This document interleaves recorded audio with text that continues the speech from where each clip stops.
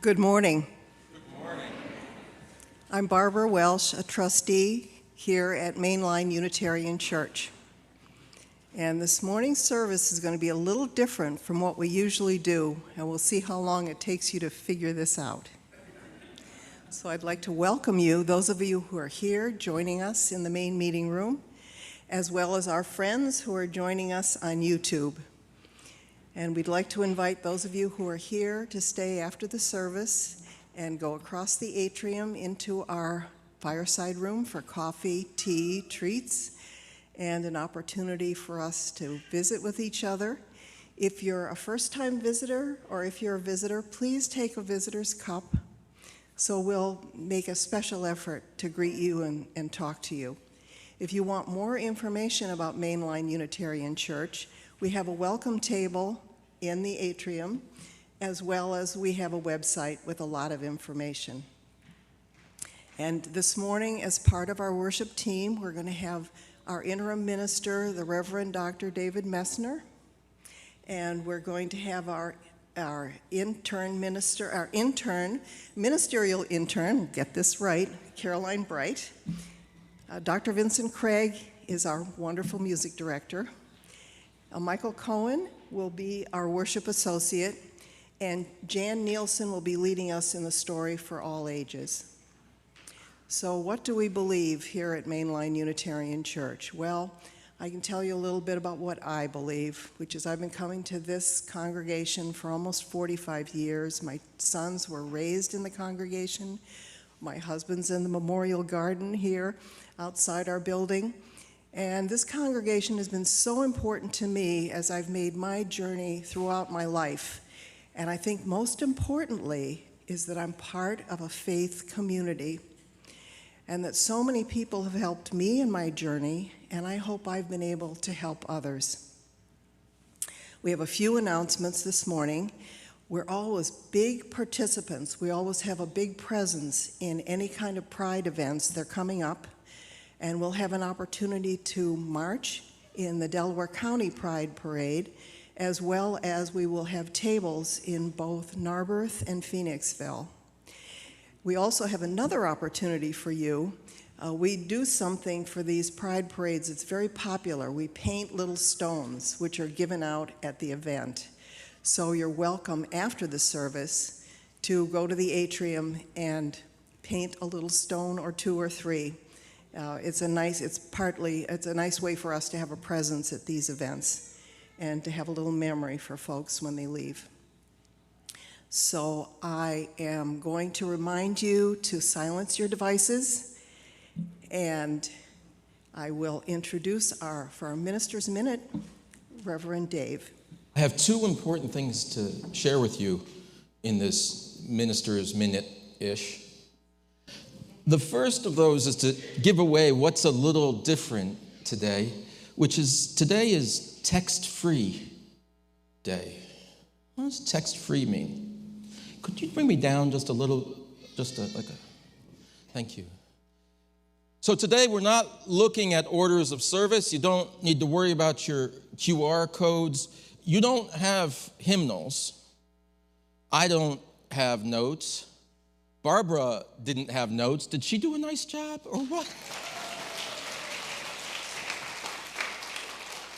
Vincent doesn't have sheet music. It goes on and on. I'm going to leave that with you for you to think about. I'm going to come back and talk about that. I'll be over here. To talk about what's up with that, I want you to think about what's different about that. What's different about that? Okay.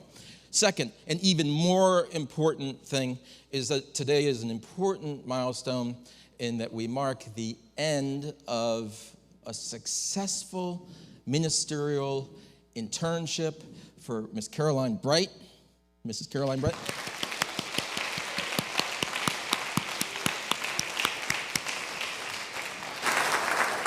Now, the good news of that is that it's over. Oh, thank goodness. Which is good news for any of you who've done a ministerial internship. It's actually a wonderful thing to have a rich and challenging and completed ministerial internship for going before the MFC. Caroline will be going before the MFC in the fall which is our committee that lets you into the club. The other wonderful thing about today, which is originally on the cake, it said, "Farewell to Caroline." And then we invited her back for a second year, and so we had to scrape that off the cake. And now it just says, "Well, Caroline." So we didn't want to spend extra money on that. So join us after the service and say a word of gratitude. It is a blessing that Caroline's returned to us. But we wanted to mark this as a day of not farewell, just as a day as a celebration of completion, because it is a mutual enterprise training for ministry, and I kind of think we're all continuing to train for ministry, of becoming an effective learner, becoming an effective teacher.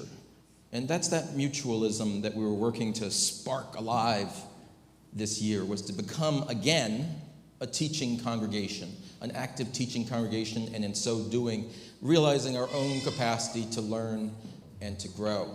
And that a big part of becoming a teacher and thus becoming a learner is opening ourselves to the new gifts that people bring. And I just want to say, Caroline, you brought just such substantial new gifts to this place, a spark of life and joy and insight and energy, and I thank you for that.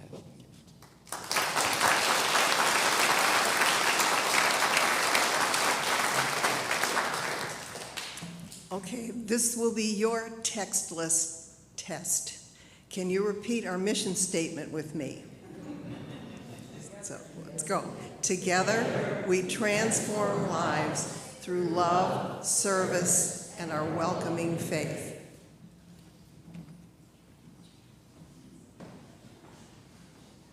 Now, Caroline and Betsy will come forward to light our chalice this morning. And Joel and Izzy, I'm sorry I didn't see you guys.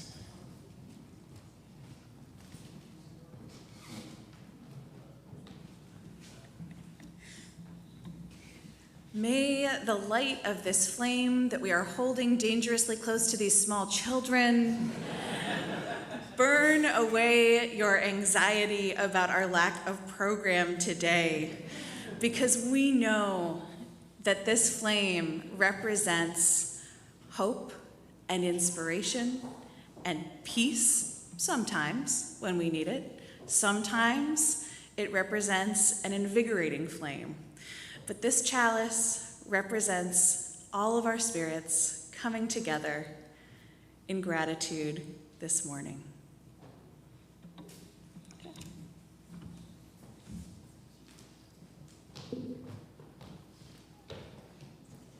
This morning's prelude is the Prelude in C major by Johann Sebastian Bach, followed by our call to worship.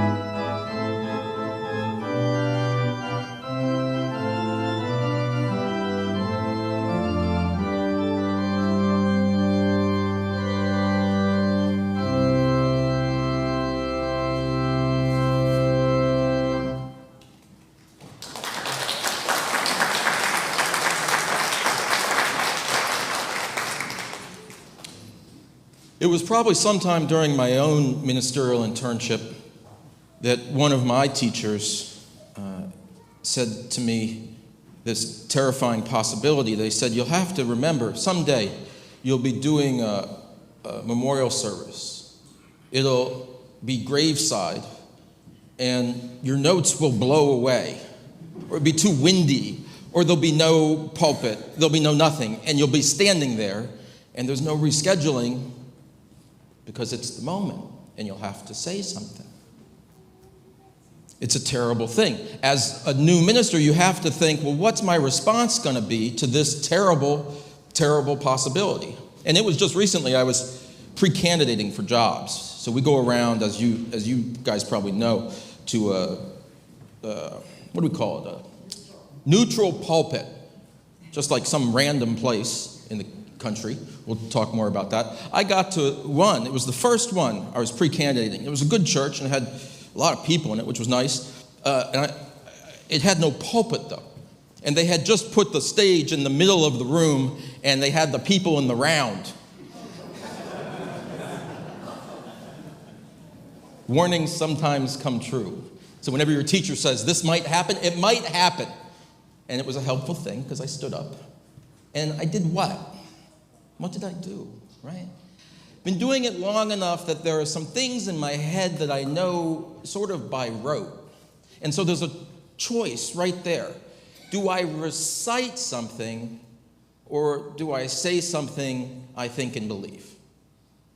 And that's the split we're kind of playing with today for those of us who have a role in speaking and playing today. Some of it is words are familiar. We use scripts that are out in the back of our head. We did by memory. Barbara did an excellent job with our mission, for instance. But in other ways, it leaves us to this insight that we have things within us that we want to share. And that occasionally the scripts we are handed, and even the scripts we write for ourselves, get in the way of the genuine things we want to say. They get in the way of authenticity, they get in the way of truth, they get in the way of the imperfections that make our communications real and live and attuned. It gets to the very essence of what we think we're doing here when we say we're worshiping. I go back to it a lot. Translate that word worship to what is worthy. What is worthy? My ability to read things written by dead white men? Okay, there's a worthiness to it. I'll do it loudly and clearly and beautifully. Okay, that's one kind of worthiness. Maybe the other worthiness, though, is that this be a place that we come and we speak truth, that we actually see each other, that we become a little more vulnerable with each other without the confidence that everything we're going to say is perfect and as it's supposed to be. That's the anxiety always of worship associates coming in. Just tell me what I'm supposed to say. Which script is it? I have the old script. Is that the new script? Did you change the script? We have to have a meeting about it. Let's have a meeting about the change of it. Don't worry about it. Don't worry about it. Worry about the gift you have to offer, and the gift is not the perfect recitation of lifeless words. And so in this project today of letting go of the text is a shift from this sort of literary mentality. And I'm not anti-book. I've read a few nice books. There are some things that are nice that are written down. I appreciate that Bach wrote down that piece. But I want to say in this place of worship and religious life and looking for the spirit within and among, that sometimes we become a little more vulnerable and let go of the papers, the scripts, the ordering, the roteness of our life, and create just a little space where maybe magic can happen. That's what we're doing. Create a little space where imperfections can flourish like dandelions, right? Dandelions in the parsonage yard, I was looking at them, and again, it strikes me the dandelions don't know that they're weeds. And I wasn't going to tell them, right? Their extemporaneous beauty. And so today, my friends, this is something of why we come to church and how we worship today. To get in touch with that which is within us, to pay attention to others as they actually are and not through the scripts they present, and to maybe create something beautiful as a result of that. So thank you. Come. Now let us all worship together. Please stand as you are able to sing our opening hymn, Come, Come, Whoever You Are. Wanderer, worshiper, lover of leaving, ours is no caravan of despair. Come yet again, come.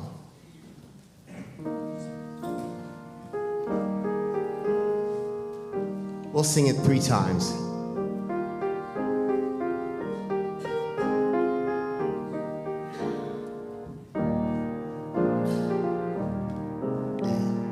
Come, come, whoever you are, wanderer, worshiper, lover of leaving, ours is no caravan of despair. Come yet again, come. Come, come, whoever you are, wanderer, worshiper, lover of leaving, ours is no caravan of despair. Come yet again, come. Last time. Come, come, whoever you are, wanderer, worshiper, lover of leaving, ours is no caravan of despair. Come yet again, come.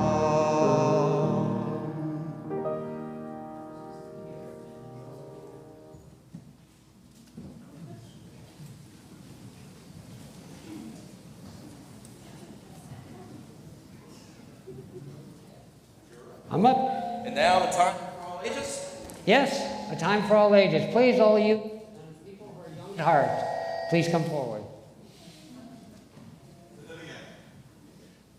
People who are young at heart and youth can come forward now for a time for all ages. We have no youth here? We have no young people here?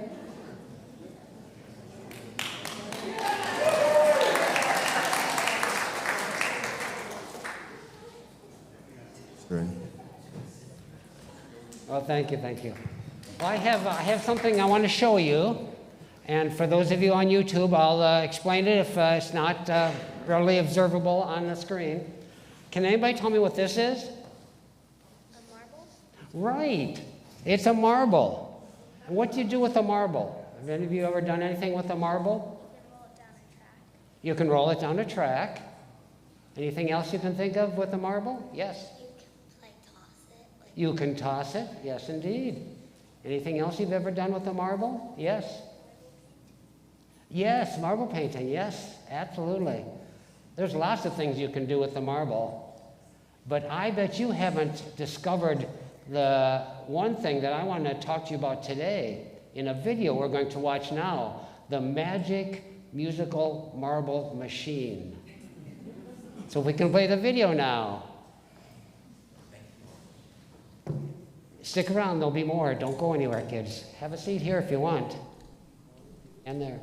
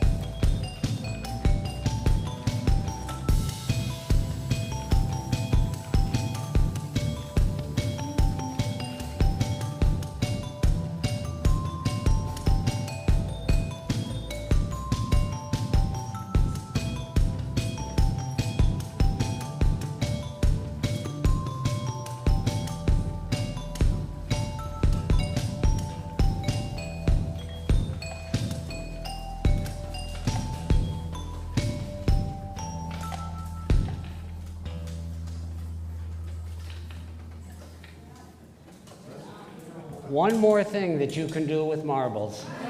You can make music.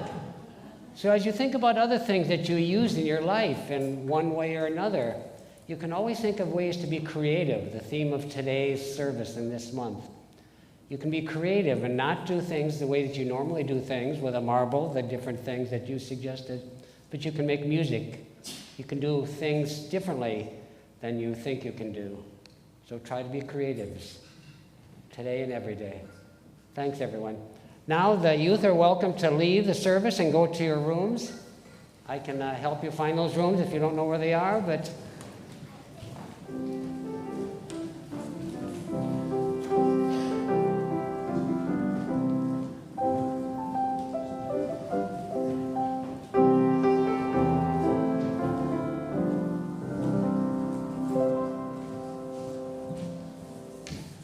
It's not easy to follow that marble machine. That was pretty amazing. But I noticed the rapt attention that this congregation had in watching that video. It's the most attentive I've ever seen a congregation. Each month, we donate half of what we collect during our offering to a worthy charity. And over the years that we've been doing this, MLUC has donated thousands and thousands of dollars to worthy charities as an offering outreach partner. In the month of May, our offering outreach partner is Nancy's House.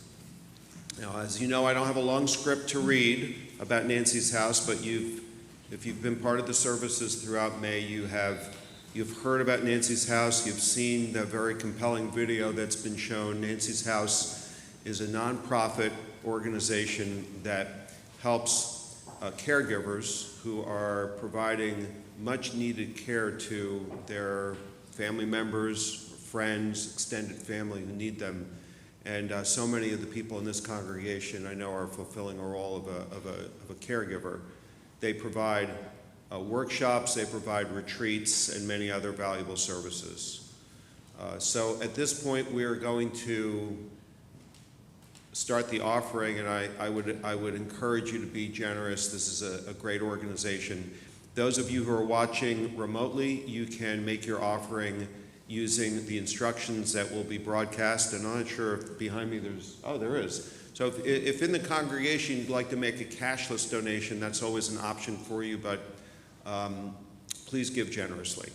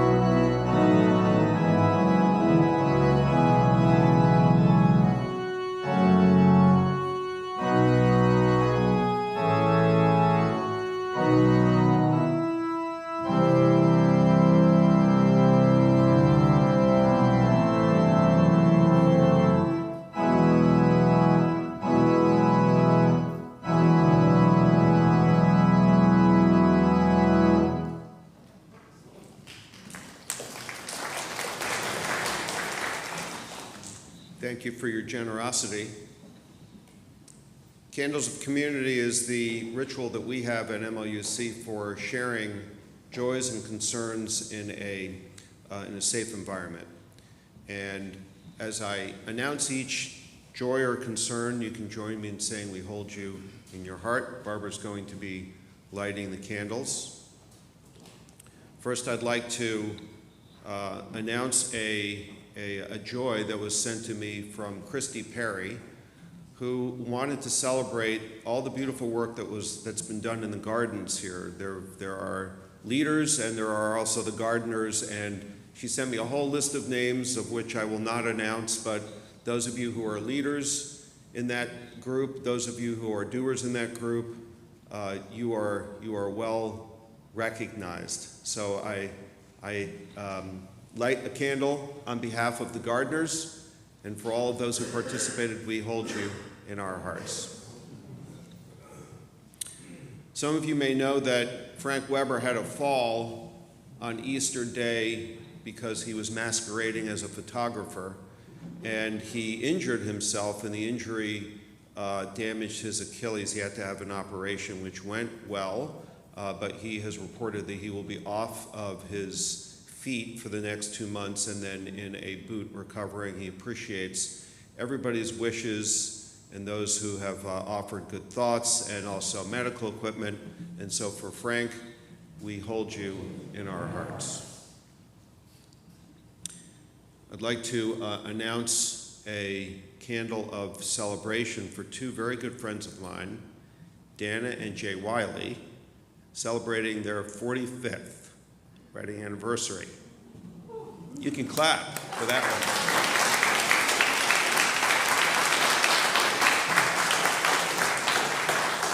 They are wonderful people. They act like newlyweds, and I hope you continue to be happy for a long time. Now, I'd like to also thank the congregation for not sending me more joys and concerns. This is all that I would have the capacity to remember. So we're going to amplify the joys and concerns by going out into the audience as we've done before. And as you can see, Reverend Dave has a microphone, and I have a microphone as well. So who would like to announce a joy or concern and have a candle? We're going to walk a little bit. You can bring this down just a little bit. There we go. Jeanette, I'll hold it. Yeah. I'll hold the microphone because I simply don't trust you. That's a very good thing that you do. I wanted to tell the congregation that Ann Keach's husband is going to be operated on, and we're to please tomorrow, and let's all have some good thoughts for her. Ann and Everett.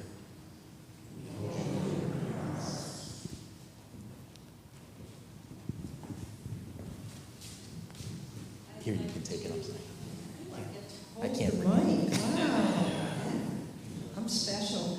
I have a joy and a concern, and I just want to hold my son, his pregnant wife, their 18-month-old baby in my heart. They're traipsing around Europe currently and will be sailing back in June. So safe return and happy travels to them. And Michael has a microphone too. Yeah, so who's got one for me? We'll work in the room together. This is a new thing. Feeling a little lonely. Let me get this one because I'm feeling depraved. Yeah, earn your pay. I'd like to announce to you all that we've already donated 200 pounds of food to Phoenixville area community services. So yay to us, and we'll keep up the good work. Woo! I'd like to share that I've been enjoying the Buddhist meditation at 8:30 Sunday morning, and it's a real joy, and I hope some more of you can join us. Thank you. And if you could each say your name, just so everyone gets to know each other, part of our practice here. Here we go. Sure. Hi, everyone. I'm Jyoti Bhatia Barnes. I'm here with my son, Nick. This is our second time here. And we just welcomed a new baby into our family. My sister has a 3-day-old little boy named Augie. Woo. Blessings. Bobby. I'm not allowed to say who I'm making this announcement for, but he's having his 80th birthday tomorrow.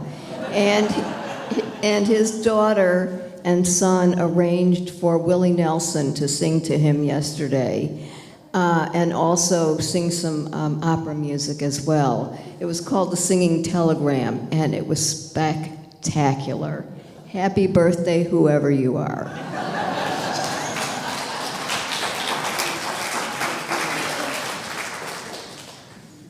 Anyone over here? Hero. I have a joy to remember Reverend Messner because of my concern for his sartorial elegance. I have a little present for him. You may open it. Oh, no. This is awful. Fear. Okay. Because I see him on the Sundays on the pulpit, I thought, well, we could add a little to his life. Oh. And Oh, it's a beautiful upgrade. Yes. Of a bow tie. Bow tie. Of a bow tie. And the instructions are in there on how to put it on. Okay? Thank you. So that's how I'm going to remember you. Thank you, Hero. Bless you. Next week, the opening words will be Hero tying my tie for me. That's it. It's a wonderful gift. Thank you. Any other announcements that you would all like to make? Joys or sorrows. I'm going to take away announcements. And say your name first. Hi, I'm Bella. I'm going to be auntie soon because my brother's wife is pregnant, so I'm having a baby nephew on June 27th. Woo. Congratulations. Hi, I'd like to have you hold a neighbor at Cape Cod for me, Ann Kaufman, whose husband was diagnosed with a fast-acting cancer last month and died 2 weeks later. Thank you, Marilee. For all the joys and sorrows, those that are ready to be spoken aloud into this place, which is a gift of its own. Those that are not yet ready to be spoken, but are carried into this place, know that we hold them all. Know that we hold each other in care, in love. Amen.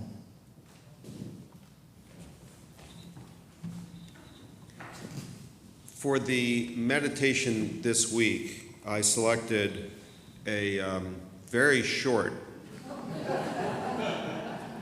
quote from Dr. Scout Cloud Lee.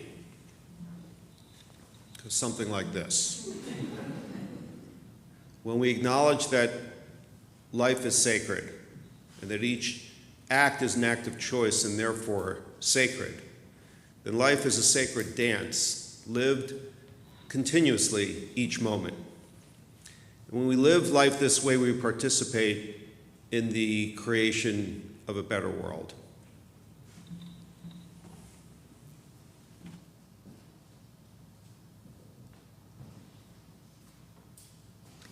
This is the Prelude in E minor by Frédéric Chopin.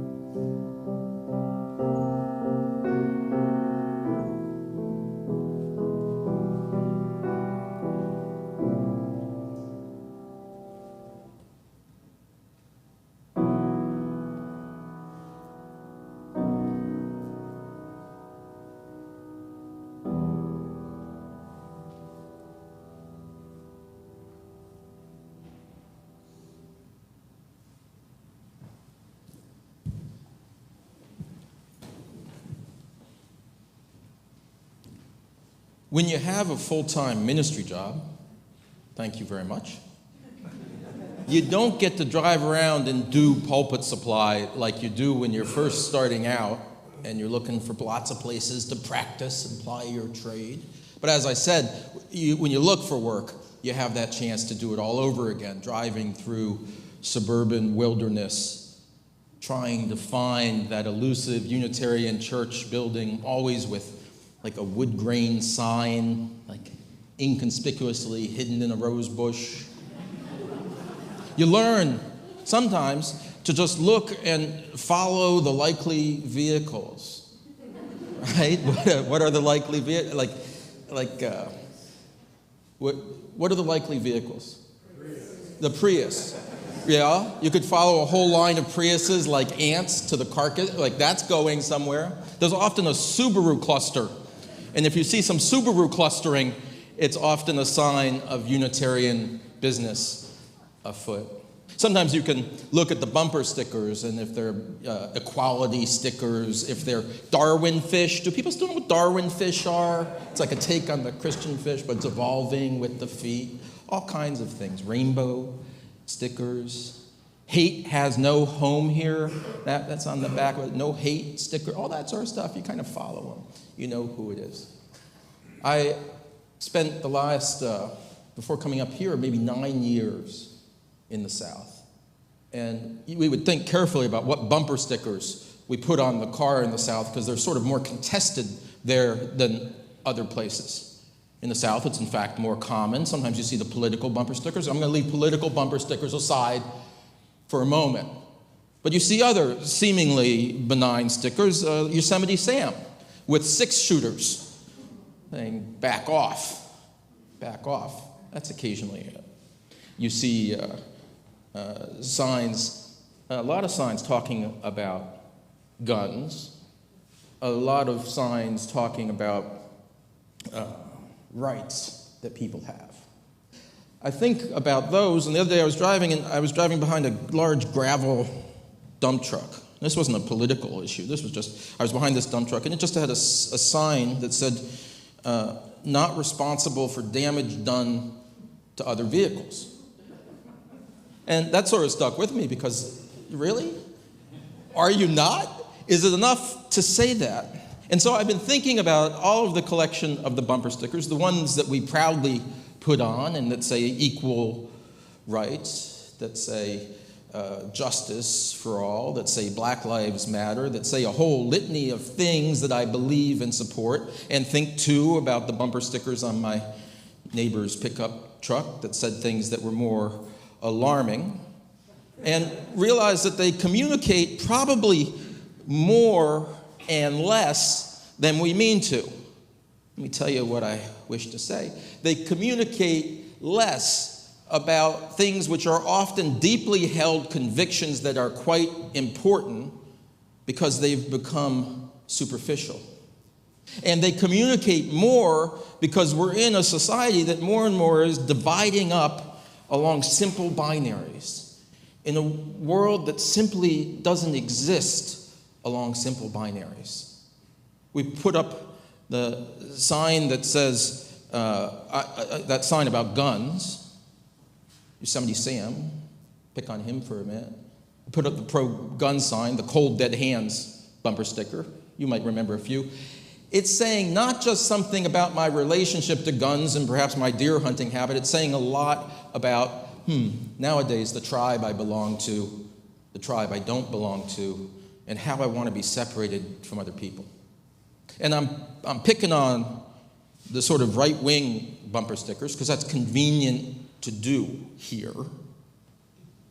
But I want to move over to the left and pick on those bumper stickers which have the same flattening and thinning effect. That we are not a person, but a position. Right? We have to resist that. I think part of the religious way of being is resist this thinning and dimming of the light of personhood. I mean to suggest in this sermon that we are beautiful. That's part of our Unitarian doctrine, right? Is that there's some human beauty going on. There's a beauty within each of us. I want to suggest that we are beautiful but complicated. That's like on the relationship buttons on Facebook, whatever you could say, in a relationship, not in a relationship, it's complicated.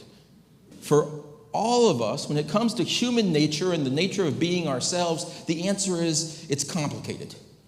You're beautiful, but you're complicated. And too often in the world, the way that we choose to express ourselves, particularly in public places, is painfully uncomplicated. We seek to simplify ourselves, and through simplification, we achieve the division of ourselves. And so what I hope to suggest today, and I'll come at it a couple different ways, is that we do justice to the complexity of the beauty that we convey, and be cautious whenever we thin ourselves down to a single position, a single topic, a single claim, a single note, and especially when we thin others down. We are manifold. We contain multitudes. That's part of what's extraordinary about it. That's why life is fun, because we are continuing to discover who we are moment by moment. That's part of the essence of this service, is that, yes, in reading who I am to you and what I believe, it might appear more perfect, yet somehow is a thin gruel, is what I mean to suggest. That there's more to be discovered if we allow ourselves not to be so limited. And it's not easy. The world pressures us to thin it down, focus it, and deliver it. There's a power to it. Kaylee's here in the front row. Kaylee's a political consultant, right, primarily? Politics doesn't love complexity. When you're looking to communicate, Wilson's 14-point plan, how did that go? Nobody wants a 14-point plan. No one wants 14-point complexity, but we are all 100-sided figures. What I mean to suggest. Okay, let's go back to church visiting for a minute. It was some time ago, and I was invited into rural South Carolina. I really am not picking on the South. I love the South. Got it. People get mad at me whenever I start telling these stories on the South. I love the South. So I was driving out, I went to a wonderful church in rural South Carolina. I'm parked there, and I gave a sermon. I mean, just a wonderful, wonderful sermon. And at the time, I was wearing glasses. I still can't see, but I just stopped wearing glasses. That's just a little fact about me, in case you don't know why I stare at you like I don't recognize you. I can't see you. In any case, I took my glasses off as I used to do, and I put them on the pulpit as a matter of demonstrating effect. I gave this extraordinary sermon. Anyway, we had our coffee, as Unitarians do, and I felt, oh, thank God I'm done. Took off my hot suit coat, went to my car, and I drove where? Where do you go after church? Right? I drove to the gas station, where the best fried chicken in South Carolina resides. So I went to the fried chicken at the gas station. Up here, there's less gas station fried chicken of the quality they have in the South. But that is very simply where you go for good food in the South. So I got a bucket of chicken, and I went in my car, I tucked my tie in, and I started eating my fried chicken. You can picture it. And then it struck me at that moment, oh no, I left my glasses on the pulpit. So I put the fried chicken down, and I drove back to the church. Okay, church, everybody shuts up. Everybody had to go to Golden Corral or whatever very hurriedly at the end of church service. I got there, and the church door was locked. I pulled on the door, and I want you to know, because I'm not a forceful man. I pulled on the door just really gently. Anyway, the door broke open. Really, it was something to do with the door, not me. And I went in and I got my glasses. That's all good. I'm walking out of the church, and I hear, just faintly, because I don't even hear that well, but I heard a low alarm going in the place. And I thought, oh, gee, that's not good. And so I ran to my car to drive away. And then I said, stop a second. I'm a minister, for gosh sakes. And for those of you who are worried, because I'm your minister and I'm in charge of some stuff here, I am super responsible. So I was like, I cannot just drive away. So I called the DRE who was at home, and she said, well, I'm already at home and I can't come back. But she says, I will later. Don't worry. The police are probably on their way. She hung up. Second test. When they tell you the police are on the way, do you run or do you say, oh, good? I mean, I think that's a divide in two kinds of people in the world. The people say, oh, thank goodness the police are coming. And the other people say, I don't know if we need the police right now. But I said, again, I was debating this in my mind, but I said, I'm a minister, I put my jacket back on, wipe the hands again. And I said, well, at that point the sheriff was driving in, so any urge I had to drive away was extinguished because it was too late. And he was eyeballing me at a great distance, and he was looking over here, and I was straightening up, looking like I'm not doing anything squirrely. And he came over to talk to me, and he started by walking around the car, as they do. And all I can think in my head, I started to get really nervous at that point. And I was thinking, he's going to see inside, he's going to see the chicken. That's the first thing he's going to see. He's going to see a half-eaten, open box of fried chicken. And what kind of person is that? And I felt like a lot of shame. Anyway, I was saying that I was thinking I should have bought a nicer car. I said, why am I driving such a low quality car? I made a lot of mistakes. I shouldn't have had that chicken. He's coming, and I'm getting my story straight. And then I bolstered myself up, and I started to explain myself, as we do when the authorities stop us at borders or accost us. And I was telling him all about I'm a minister. I'm clergy, for the love of God. And he stared at me for a while, listening to this whole pastor-splaining that was going on. And then he said, tell me this. Somewhere in that car of yours, do you have your collar? Well, there, he got me. So my only defense was a good offense, and I gave him like a 15-minute speech about how the Puritans were separating themselves from the Church of England. All of us are separating ourselves from Rome, and we aren't wearing those collars, but I'm important. At some point, it was taking up too much of his day, and the temperature went down, and he decided he was going to let me go. Now, a few things I want to pick apart in that story, because it's another moment of the thinning of who we are. The moment of the traffic stop, right? The moment of the police coming into the parking lot, and what are you doing? I want to lift up here. It matters what you look like as to how that encounter is likely going to go. This is a time, and this isn't the heart of my sermon right now, although it's an ancillary piece I want you to hold over here, which is that the number of people of color who are stopped and it ends in police violence and being hurt because of what? Because of thin identification, right? The markers and suppositions about who a person is by outward appearance.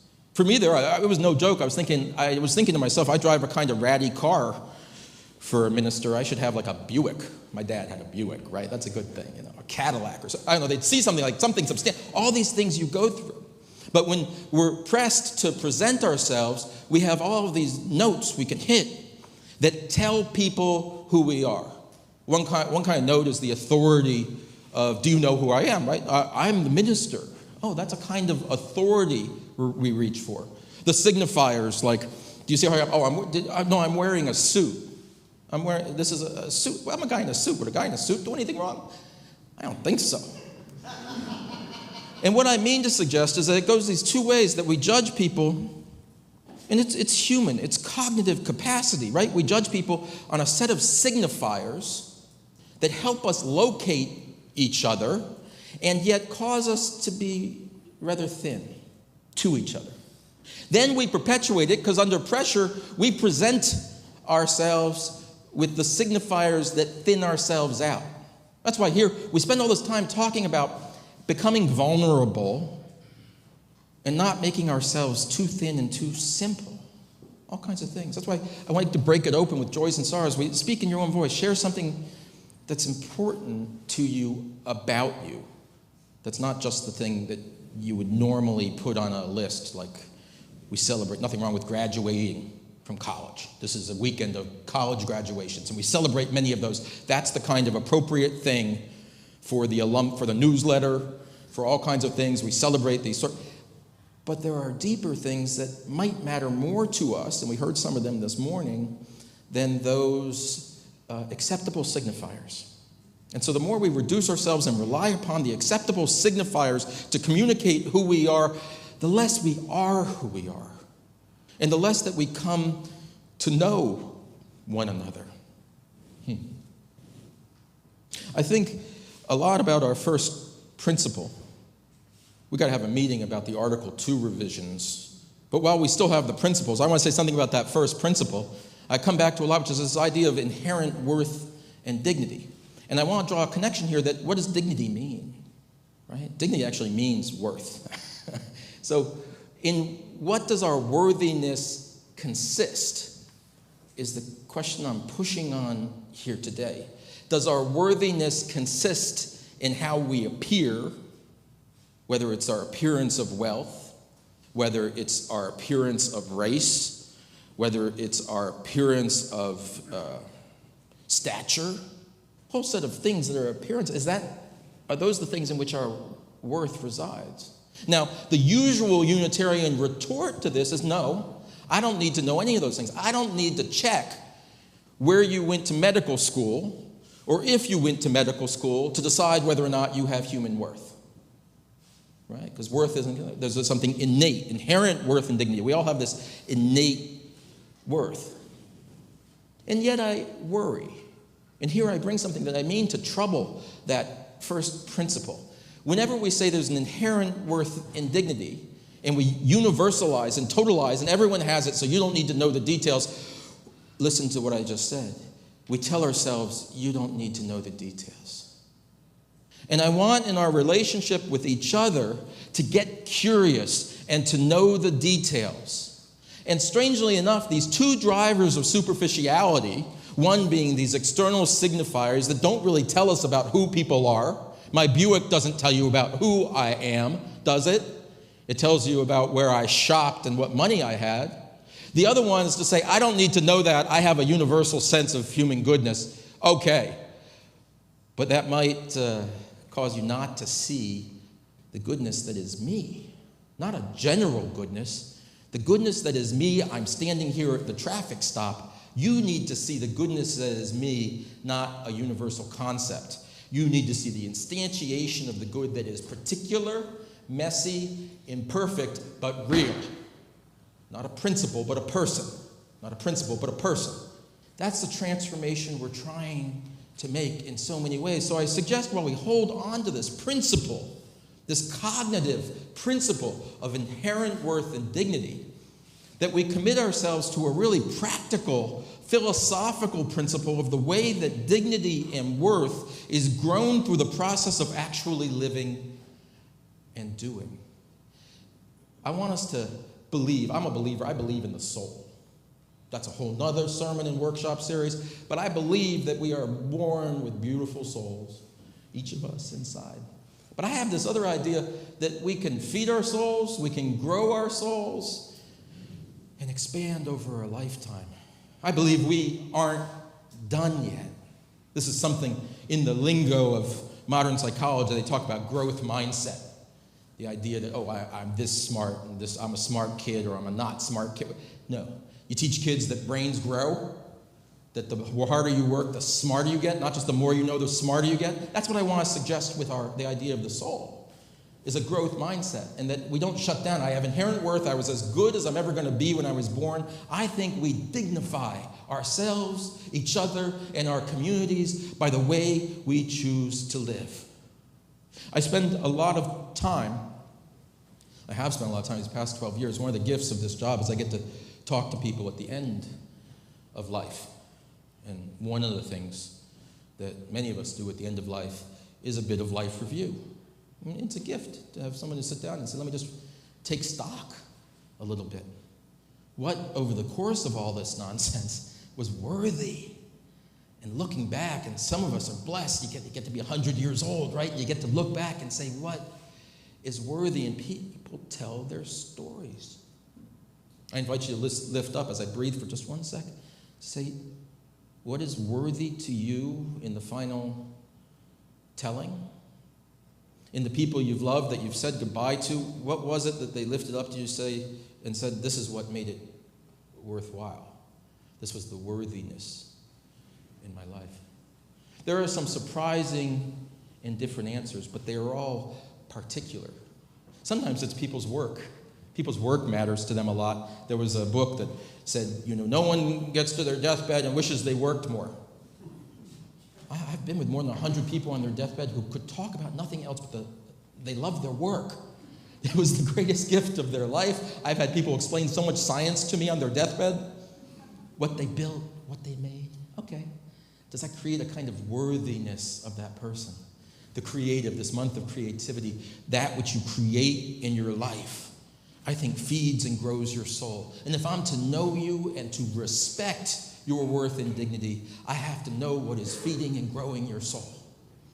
I have to listen to the story of your life and hear what is precious in it.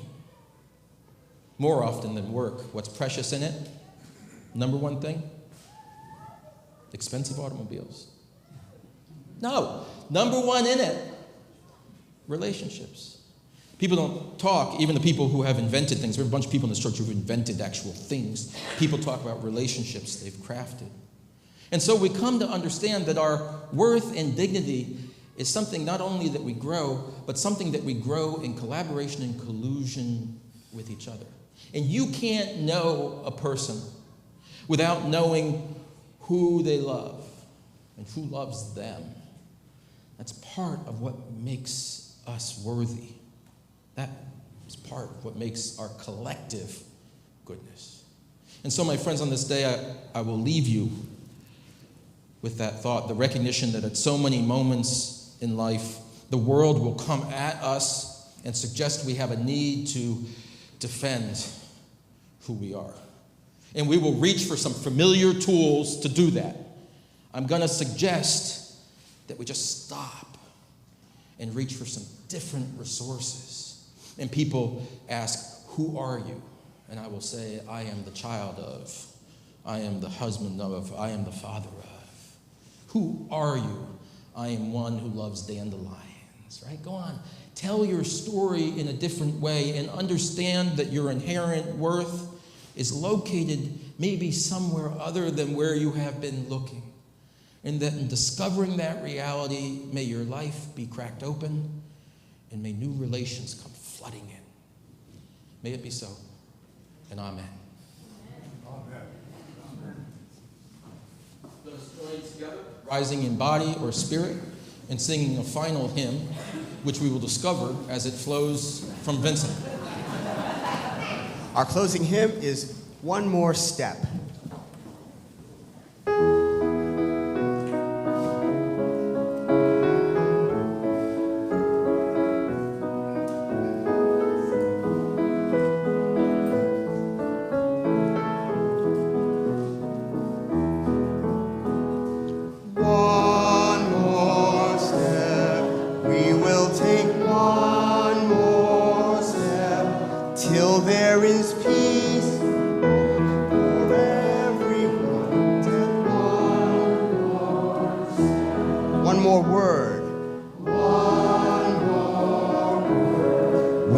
Say one more word till every word is heard by everyone. Take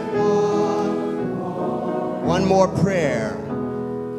One more prayer. We will say one more prayer till every prayer is shared by everyone. Take one more song. One more song. We will sing one more song. We will sing a song by everyone. We'll sing one more song.